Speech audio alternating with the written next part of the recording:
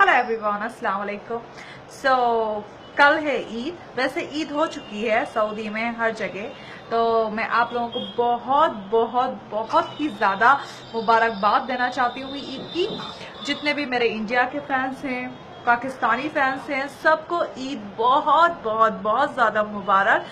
आपके फैमिली को सबको अच्छे से Eid मनाइएगा। And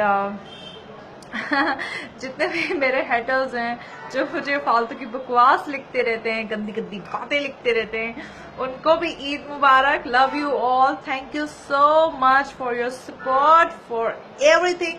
thank you thank you thank you thank you so much. Love you all. This kiss for मेरे जितने भी आशिक्स हैं, मेरे जितने भी फैंस हैं, सबके लिए। Love you all and happy Eid once again.